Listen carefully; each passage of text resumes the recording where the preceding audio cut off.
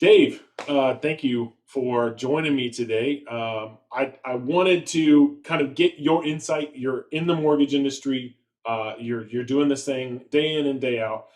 So many people have concerns about whether they should be doing anything in 2023. We had this really weird shift, like that happened in 2020 when the pandemic hit, and then all these people kind of got blindsided when the market actually became like really great for buyers and really great, or really hard for buyers, really great for sellers. And now we're kind of in this weird limbo state. So we'll pull up some stuff from the news. I just want to get your thoughts on who is this market right for? Who is it not right for? What should we be expecting? Maybe even some of your predictions on what you see in 2023. So thanks again, Dave, your mortgage guy, for joining me today. Yeah, absolutely, Nick. Thanks for having me. Man, it is a crazy market, right? I feel like those COVID years, you knew it was all seller Hmm. benefit, right? Like, hey, if you're a seller, my God, you could sell it for $100,000 more than it's worth. Yeah. Buyers couldn't buy. People felt like they'd never own a home. And then, like, what felt like in 2 seconds, it completely flip flopped. And there's still so much uncertainty. And you said this before we got on. I think it's great. I want to dig into this comment. You're like, hey, man, the saying is always, it's always a great time to buy. But is that really true, Yeah, right? is it real? I mean, I think it's not. I think it's not always the right time to buy for every person. I think different people, different segments of the market, it can be a good time. For other people, it might not be a good time. So, my question back to you then, if it's not the right time for everybody, then who is it right for? Who's it not? Correct. Let's talk about who it's right for first, okay? If you were a buyer in the last really 2.5 years, and your offer didn't get accepted, you weren't able to bring additional money to closing, you needed some assistance from a seller. I think and know that right now you're probably in the best window to buy for sure in the last 2.5 years, but you may be in a really good window for only 6 months, right? Less before springtime, summer kicks in, more buyers come into the market, it becomes more active. You're in a sweet spot, and I know you're seeing this as being in it day in and day out. Sellers paying $10,000 in closing costs, right? You may be the only offer. Yep. So if you're a buyer who couldn't, because of all those reasons, for sure right now, I feel like is the absolute best time to buy. It may even be better than what it's going to be in the summer or a year or 2 years from now. Yep. And here's what I think is interesting that people don't think about. And look, let's be honest, this is not 100% one to one, but I think this is a good way to look at the difference between what it was like whenever people were buying and rates were low versus now, right? Because that's everybody's thing is like, well, rates are now rates are double what they were, so now it's a bad time to buy. And what I have to remind people of is, look, when you were buying a house in 2021, you were having to bid 30 grand over the price of the house just to get it. You had to waive the appraisal. It didn't really matter what it was going to appraise for. If you wanted the house, you had to offer that. So sometimes buyers were being stuck paying a lot of extra money out of pocket to buy the house that they wanted. And so, sure, they got the lower interest rate, but they also either paid a lot more for the house than what it's worth, or they came out of pocket a lot of extra money in order to beat other people. And now you're just kind of seeing the flip of that, where like rates are up, but because of that, sellers are needing to negotiate. They have to because they need to entice buyers to buy their home. So now it's the reverse, where the seller is the one that's sometimes giving away 20, 30 grand in order to get the house sold, paying for the buyer's closing costs, paying for a 2-to-1 buy down on their interest rate so that they can make it easier for that buyer to actually have a 4% interest rate right now for the first year and then go up to a 5 the next year or whatever. So that I think is, so yes, you're paying a little bit more on the interest rate side of things, but you're paying less for the house too. So can you have your cake and eat it too? Like, can you, nobody was paying less than what houses were worth and getting the 3%, for the most part. For the most part, sure. Correct. Like me personally, I actually got the house less than what it was actually worth. Like I paid less than what it's worth and got the great interest rate. But that didn't happen on every house. So we're so quick to sort of forget what it was actually like to try to buy a house, and everybody's like, oh man, I wish it was still 2021 or 2020 so I could buy my house now. I'm like, I don't think you remember what it was really like to buy a house then. No, it wasn't a healthy market, right? And Yeah. that's not what nobody wants to talk about this. It wasn't a healthy market. When you have a house go for sale at 5 o'clock on a Friday, you have 15 offers, 14 of the people haven't even seen the house, right? So think about how many people may have had to have bought a house that they didn't love. Yeah. They may have bought a house that needed a new AC, a new roof, all these things because it was like, well, shit, man, if I don't take this deal, Yeah. we've lost out on the last seven. I'm going to miss out on the next seven. This is my only shot. So Yep. that market wasn't healthy. What we're going through now is a correction in making it a normal market. Once we get through this period, it levels off, it becomes normal, allowing buyers and sellers to operate in a friendly manner, right? Yeah. In a good market. And so I think you're 100% correct. You can't have the cake and eat it too. The low interest rates cause that to happen. The Right. higher interest rates are going to benefit other people in the market. Yeah. And one thing that I know is a concern for people out there, and I just kind of want to get your thoughts on it. A lot of realtors, they like to use this sort of way of describing the market where they say like, well, even though the rates are at 6%, look at what rates were, 10 years ago. And while there is truth to that, it's not false. Like rates are lower now than they were 15 years ago, 20 years ago, than they were in the 80s. 100% true. But I think a lot of buyers and a lot of people are also sort of wizened up to the fact that, but yeah, a home only costs 30 grand. So Right, yeah, right. I paid an 18% interest rate, but my house was 4 or 5 times less than what it is today. So how do we work with, how do we address kind of the elephant in the room, which is inflation and the fact that the values of homes are astronomically higher than they were back when rates were really high. Don't get me wrong, I'm happy that rates are going back to a normal level. They should be between that kind of 5 and 7%, and that is pretty normal, or what I would say would be considered more balanced, I guess.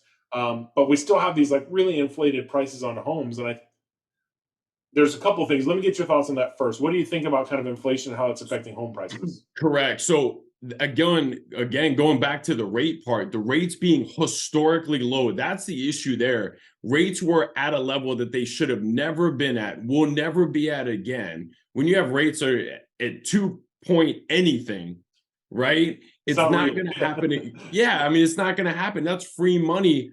That free money got pushed into the market that allowed the inflation. Look, you can look at it across the board. Let's not even talk about real estate. Rolexes went up, luxury cars went up. I mean, there's a ton of things, baseball cards and comic books and crazy shit that you can invest in went up because money was so cheap.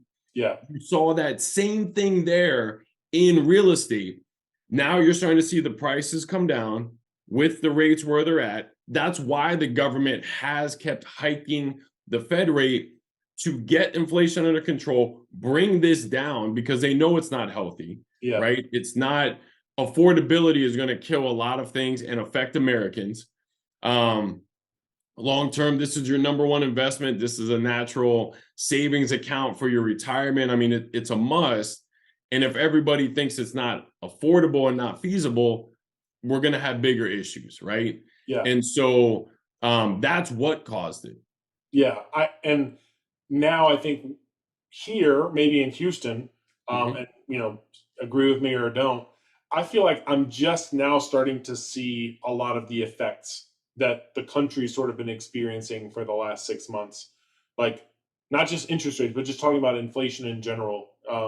Like the last few times we've gone to the grocery store, it was like all of a sudden it started like, wait a second. I feel like our grocery bill has like doubled all of a sudden when I don't know if we just didn't notice it, or we really didn't feel it, or maybe the price increases were a little bit more gradual, or maybe it's just the things that we're buying. But I do feel like if I'm starting to recognize it and starting to feel it, maybe that's becoming more a common thing now, where Houston is starting. We're always sort of, I don't want to say like delayed, but sheltered. Like we don't always have the crazy Yep. effects that you might see in, even though they were third, fourth largest city in America. It's typically California, New York, Seattle. These places start experiencing the effects of the inflation. They start experiencing like the crazy housing market crashes and stuff either way before us, or we just never go through it And so now I feel like I'm starting to feel it. So I think for a while I was like, everybody's freaking out about like inflation, and I'm not really seeing it. I'm not seeing it really affect my bottom line. And now I'm actually starting to kind of see that in day to day expenses and stuff. Are you feeling the same way? Do you feel like you were already seeing it, and I'm just late to the game? Where are you at with that? No, I think that's a brilliant point. I think too, we are known as, I believe, the biggest city that's affordable. Mhm. That's why there was a mass, exodus from California here and other states. So we have a buffer for affordability.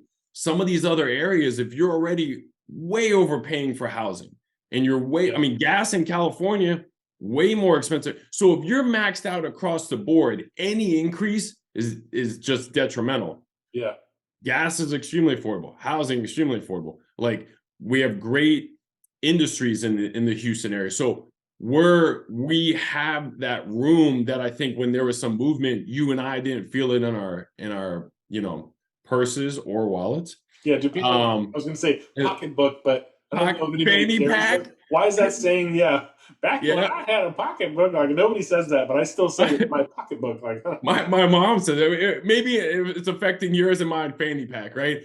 fanny packs. Um, so I think that's some of it there, right? Is that there we had so much more room. That's why in '08 and other times, Houston never really dealt with any type of major crash in real estate like you saw in, let's say, a Phoenix, because where we started and where we went was affordable Sure.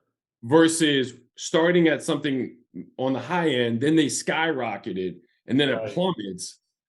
Yeah, I mean, that's why people walked away from houses when they're like, man, it's upside down. Like, I'm screwed. I'm just going to walk. Right. Yeah, and that's a part that I think people miss without context is when we are looking at all these graphs and these charts, and people are explaining what's happening in the housing market, and you're seeing stuff on the news, and you're seeing all these Facebook posts and this and that, and everybody's calling for like everything is about to crash. Just keep in mind all of this is, if we're looking at it in context, all of this includes these major markets that if you were to remove them from the statistics, things are flat. Like they're not doing this major spike and major crash when you account for major luxury markets that do actually experience these wild swings in pricing. New York legitimately is experiencing like bad crash, right? You have Yep. other housing markets, California, people literally are overnight losing value on their property, but you're not seeing that in most of America. You're seeing that in a few key places that just happen to have so much of the population is there, so many houses are there that when you add them to the statistics, everything looks different. So remember, statistics can. That's one of the funny things. Like we always say, numbers don't lie. Statistics can. They can lie Absolutely. because it's all about how you present the numbers, what data you're including. And most of your average people, they don't look beyond just like they see the chart, they see it doing this, and they're like, oh my gosh, everything, of course it's bad. Look at what the chart says. But accounting for um, outliers, I guess, is if the news did that, then they wouldn't have anything to report, right? They would be like, "Hey, everybody, housing is kind of hanging steady." Like that's not interesting to watch. Like nobody's tuning in for the 5 o'clock news, 6 o'clock news, 7 o'clock news because it's like every hour, 24 hours a day. Nobody's tuning in to hear that, but they will tune in when their fears are validated by what they're seeing on the news and what they're seeing, on social media or whatever. So I'm constantly on. I love being on Reddit. I like read forums and read articles and stuff. And I just love that whenever I look at like what's popular and what's trending on Reddit, every 15, 20 posts, somebody will say something about, yep, there's a crash in the loom. Look at this new chart. Look at this new thing. Like, oh, look, we're seeing the largest decline in, XYZ value over time since the 80s. Get ready. And then I'm like, okay, but we're misusing data. We're not using it correctly. It's clickbait. We're trying to get lots of views, lots of likes. Media companies are trying to make lots of money by selling news and news stories. It's unfortunate, but then us as real estate professionals, everybody is like, well, of course you guys think that everything is fine. I'm like, no, it's not. It's not me. I'm not Oh, trying to like convince you or I'm telling you what the data that you're being presented with, that's what's manipulating you, not me. I'm trying to tell you like what's really happening. Well, correct. And you have to think about this. And I've made this joke before. If I did a video and you do videos the same way, if you're giving the good content and breaking it down, we'll get a few views. If we said Yeah. the world was crashing and it was burning, we're going to get hundreds of thousands of views. Look at the people who are doing these videos. And this is what cracks me up in content, articles, whatever. If it's somebody in the business, right? They do this day in and day out. If they have a track record and they can talk about experience, they're bringing that forward. If they aren't in the business and they're doing the video, what is their real goal? To get clicks, to get ad revenue, to get monetized, to do whatever, to get watch hours. Your and my content is not going to get the amount of watch hours because we're not coming from a fear angle. And so that's what cracks me up is, yes, you and I get attacked by trolls all the time. Like, oh, you only care because it's your job and you'll tell them to do whatever. Okay, fine. But this other guy who's not in the business and is just breaking down data to get views, well, what's his angle, right? Right. It's not like unbiased journalists who are trying to get the truth out there are the ones that are producing these stories or the ones that are producing these news segments. Like I would love to think that that's just not true. Like we know that it's not true. Journalism unfortunately has changed over the last 20 years when it became more. Remember when the news was literally like you would watch it in the morning and then it would be at night. There would be like two times that the news would come on. Yep. That was it. Yep. Now, any time of the day, there's some news channel talking about news. There's not enough stuff to talk about to fill that many hours. So the only way they can do that is to manufacture stories, is to find stories or find something that will pull attention. And again, like I said before, talking about happy good things is not going to get the attention that these guys want. And they're selling ads. Like there's ad spots for TV that's running all day long. That's how they make their money. So I would love it if it was unbiased journalists who are really telling the story. That I'm not seeing that, and say that I'm manipulating you. Say whatever you want. I would hope that some people will hear this and then make different decisions. I know a lot of people won't, and unfortunately, it's going to be one of those like when all the things that we're saying about how stuff is going back to normal, things are cooling off, it's going to be more leveled. Once those interest rates start coming down, guess what's going to happen?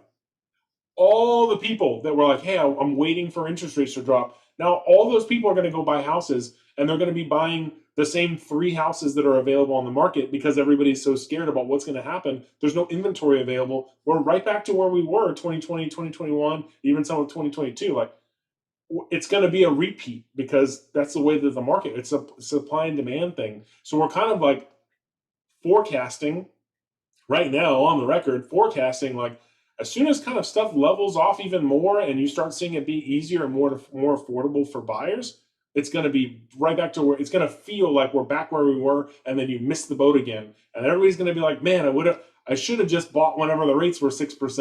Like that's Correct. what's going to happen. Correct. And they're not going to go. I mean, my prediction and what we'll probably see is they're going to go into the mid fives at first, Okay. second quarter, and then eventually maybe get into mid fours. Really? Well, you You can think get, mid fours? I think we'll get to mid fours, maybe Okay. not even this year, but Okay. once it all levels, I think we're going to be back in that range. Well, Wow. if you went from 6% to 5%, how much does that really affect it versus missing out? But no, I'll tell you this, and I've gone on the record and said this. I'm not worried about home prices going up and down. I'm not worried about interest rates going up and down because the consumer and everybody in America, everybody will adapt, right? Sure. So if home prices go down, then they level off, everybody adapts. If rates go up, go down, they'll adapt. The thing that could prolong this and make it more difficult for everybody is if the narrative becomes buying a home is a bad idea. Sure. And after the '08 crash, which I've been in the mortgage business over 20 years, after the '08 crash, that's what extended the comeback after that. Retracted that because people kept thinking, oh, well, real estate's now a bad investment. Don't buy houses. Correct. My cousin had a house. He owed $100,000 more than his worth. He just walked away, got foreclosed on. That becomes a narrative. And going back to, you made two great points. I want to go back to them so we don't miss them. Number one is, let's talk about a crash. Nobody has even identified a percentage of home value or price decrease to identify what a crash is. Right. So, hey, it's crashed, it's going to crash. Okay, well, is that a 10% decrease? Is that a 20%? Is that a 60? Like, what even identifies a crash? So now you have all these people like, it's going to crash, it's going to crash. And then if it dips to 20, which is not a crash, and they're going to be like, I told you it crashed. Well, you're on the sidelines and you're still not buying a home. So it's not relevant. You know what I mean? Yeah.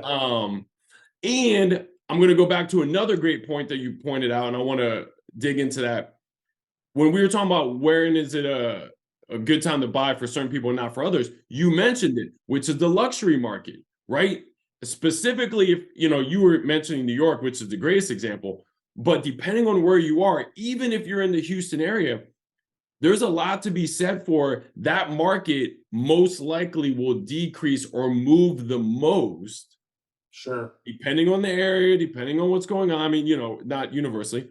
That area has more room to be affected than maybe lower sales prices. And that would be a market that if I was looking to purchase in a 1.5, 2 million, 10 million, and I didn't need to move right away, I would probably sit on the sidelines for a bit and watch to see what happens. What are your thoughts on that? Yeah. What I think most people don't realize, in order for prices to drop, you need people that want to sell their houses. And I think what we're really sitting in is not a crash, but a stalemate. Like we're Yep. sitting at a time period where things aren't going to change because you need sellers who need to sell their house and buyers who want to buy in order for us to have a real estate economy, right? Yep. Well, if all of these people that bought houses when the rates were 2 or 3%, most of them don't need to sell because they just got their house, or they don't have to. So there's nothing that's incentivizing them at this point to go sell their house. So that's why we're seeing inventory isn't going up as quickly, right? But as soon as these rates drop, you're gonna have all these buyers who are now like, oh my gosh, now's my chance. I missed the last time. Now I'm gonna go buy a house. There's still not gonna be a whole lot of extra houses available because you still need sellers to sell. So some of this is kind of like, as Joey from Friends would say, it's a moo point. A moo point? Yeah, it's like a cow's opinion. It doesn't matter, right? Right. We can formulate all this stuff, but like if people don't want to sell their houses because they got great rates, and okay, then there's no houses to buy. If we don't have people selling their houses, and we're at a stalemate, which is why I don't think a crash is coming, and why I'm forecasting, as you said, I'm surprised that you said 4.5%. I didn't think it would get that low. I was thinking maybe 5 would kind of be the bottom of it, that we would drop another percent and a half, and kind of hang out at upper 4s to 5s. 4.5 would be amazing, but we both know what will happen if that does happen. It's gonna be craziness all over again. All the people that are waiting are now going to be ready to buy, and then they're going to fight over the few homes that are available. What people also don't realize is most of the time when these comparisons happen, they're comparing them against last year or the year before, when they were record breaking over every year prior to that. So when we talk about, oh, there's a 5% decrease, or we've seen an 8% year over year, well, that's year over versus a record year versus a record year versus a record year. The better thing to be, and I said this in one of my videos recently, the better thing would be to look at like pre-pandemic, where were the numbers at then, and then comparing it to now. It's probably going to look like not a whole lot, like we're just going back to, we're still probably better than, higher than all the numbers that we were pre-pandemic. So the little dip that we had, yeah, compared against last year that was like nuts, it's going to be like, wow, this is a big difference. Compared against pre-pandemic, we're still actually good. You know what I mean? Oh, I mean, without going through all of the numbers and everybody has an opinion, in theory or the data, we're not even close to what I think 2020 was, right?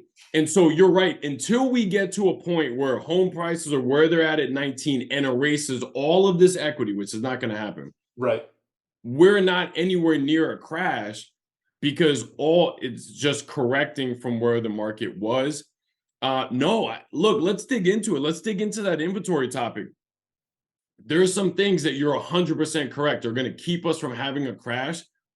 We've got builders who are scared, pardon my French, but scared shitless in this market, because they're going to put a product on the ground. They don't know what they can sell it for. A lot of costs had gone up. So a lot of builders, I think you're going to see how builders build and operate is going to change moving forward, because they cannot put out a product where they say, I'm definitely going to get 450.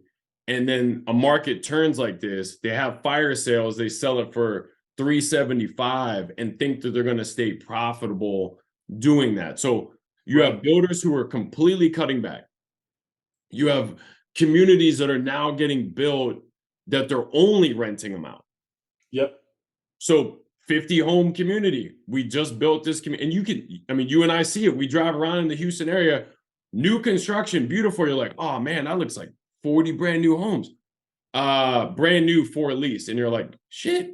Yeah. Like nobody can. So that is going to affect it, because even the stuff that's getting built, a percentage of it now, more than ever I've ever seen in my entire life, is now going to be for renting. Yep. You have hedge funds. Chase came out and already announced they're going to JP Morgan. I commented on that. $1 billion. They're $1 going to be the next mega landlord. So now you're saying this. I, Dave, want to buy a home for my family. I, want to make a great investment. I want to do the right thing. I'm smarter than what everybody else is trying to tell me right now. And some of the largest corporations and hedge funds are like, actually, that's a good idea. We'd like to get in on that also. Right. So these things are going to not only keep us from a crash, it's going to get harder to be able to buy a home moving forward if you don't take it seriously. And that wasn't the case before. I mean, like anybody could buy. It was always affordable. And these companies are extremely intelligent. You and I just got done saying how affordable Houston is. They're looking on a large scale going, do I want to invest in New York? That seems kind of expensive. Houston looks really cheap. Let's go buy up some in Houston. Yep. Yeah. It's been a good ride. I think again, a lot of people are going to have a rude awakening when they see how difficult it's going to get to buy a house. So, to kind of sum up, I think where we're both landing is, I do think that affordability is a concern. I do think that inflation is we're starting to definitely see the effects of that here in the Houston area. I think there's not enough houses still. I think I agree with you. Rates will come down. You think they'll come down lower than I think. Either way, any amount is going to be good.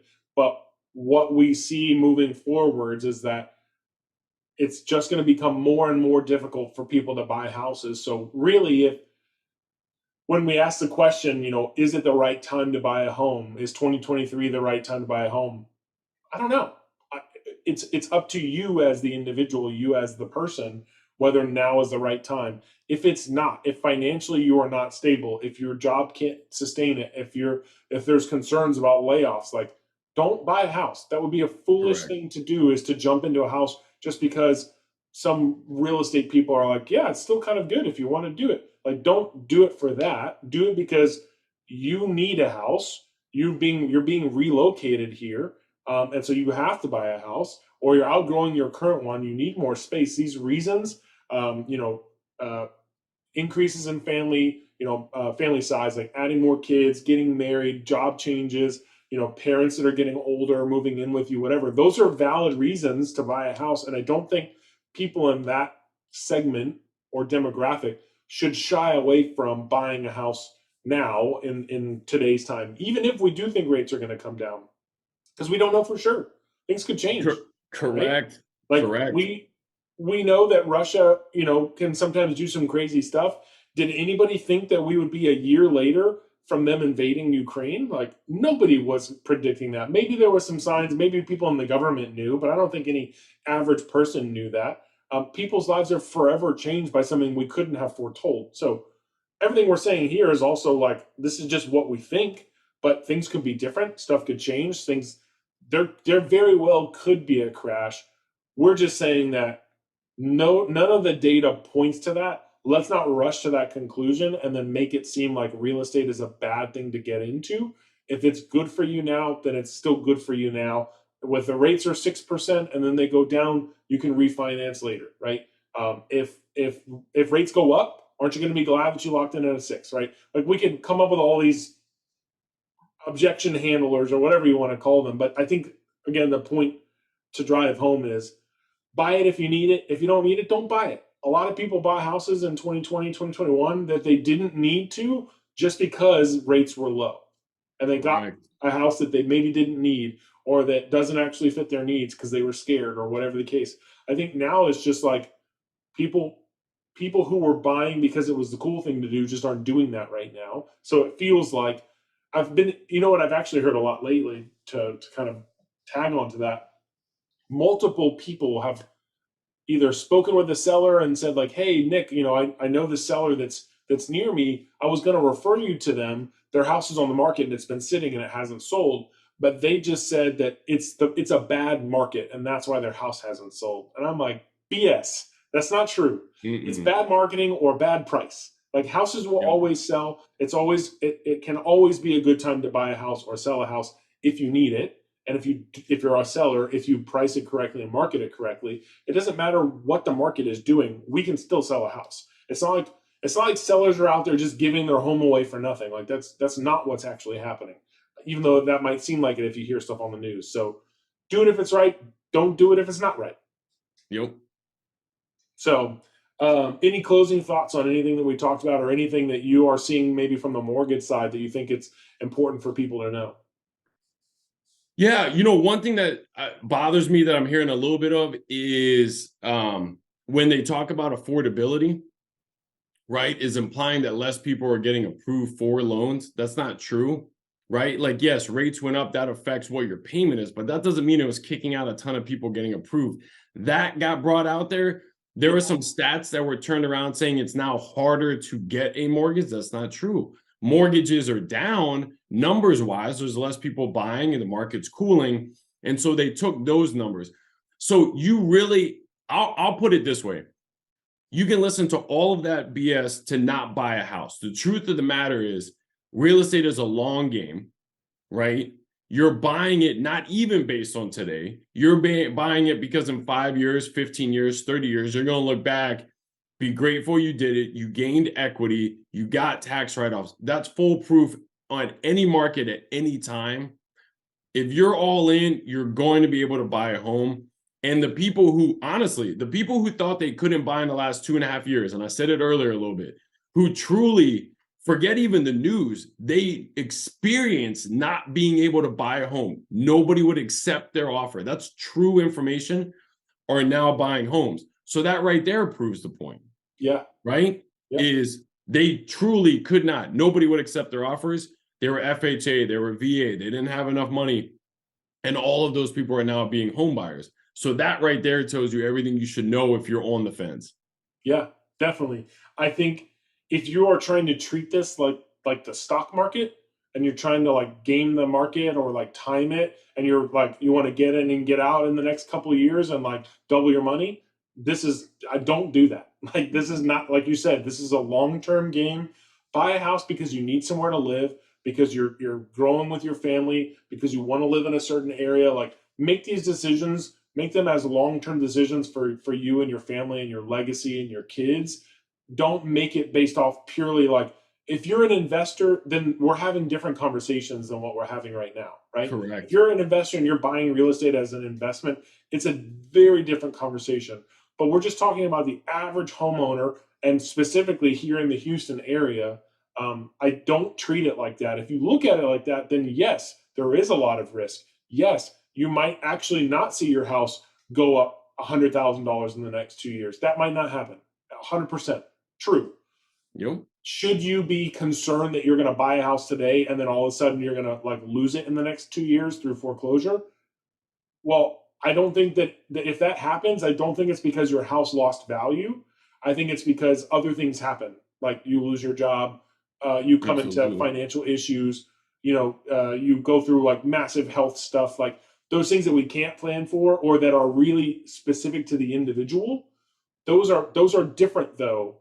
People don't just get their house foreclosed on because the price of the home went down. And again, we're talking about massive, your home losing $200,000 overnight kind of stuff, right? Absolutely. If that happened, again, different conversation. Nobody's expecting that. Nobody who knows what they're talking about is expecting that to happen. And if we're wrong and your house starts losing value in the next year and loses $5,000, $10,000, $20,000 in value, guess what? Nothing changes. You keep Right. making your mortgage payments, you keep living in your house, you keep working at your job, your kids keep going to their school. Like nothing changes, because, like you said, long term gain. That house is going to do this over time. Over time, the value of that house is still, on average, going to go up, even if it experiences dips in value throughout the time that you live there. And let's be honest, man, most people aren't even in their house longer than 5 or 7 years, anyways. So it doesn't, you're going to be moving in 5 years whenever you get a job relocation to another state. So plan for, or do the best that you can to plan, but also think about what you need and make your decision based off of your needs, not based off of what, again, what the news says or what your friends tell you or what your uncle who lost his house in '08 tells you. Make that decision based off of talking to a professional, actually talking to a mortgage, a loan officer, to actually see whether it's affordable for you and actually see whether you can be approved before you just say 2023 is a bad market, everybody's going to lose value in their home and there's a crash. That's just kind of a blanket statement that somebody who hasn't really thought about it or hasn't looked into anything would say. And so that's why we're here, right? That's what this is about, Yep. is to try to bring a little bit of conversation, to shed a little bit of light on what it's really like. So my outlook overall is positive, but I will say there's definitely some concerns in the market, and I think that they're valid. But I don't think that we need to rush to conclusions. And I think that real estate is what actually propped up our economy during the pandemic, and it continues to be a very, very strong piece of the economy. So I think as long as people keep buying houses because they need them, it's going to be fine. It's just a matter of time. And this is a correction. You and I knew this was coming. You can't have the records and records, like you said earlier, and not have the back end where there has to be some type of correcting. We're in that correction. We're going to come to a more normal spot and say, this is the new norm. And then everybody adjusts to that at that time. Yep, 100%. Well, thanks again, Dave. I appreciate it. I think this was a good conversation. If you watched it and you made it to the end of the video, thank you so much for watching. If you have thoughts about anything that we talked about, if you have questions about it, please leave a comment down below and let us know what your thoughts are, what you're seeing in your area. Maybe if you're not from Houston or you're in another city in Texas, if you're seeing something different than what we're saying, we'd love to hear your thoughts on it. And we'd love to, challenge us. I would love it if you brought me some data that proves me otherwise, so that we can talk about it. So leave your comment down below. Please like and subscribe if you like this content, you want to see more of it. Please let us know. Thanks again for watching, and we will see you guys on the next one.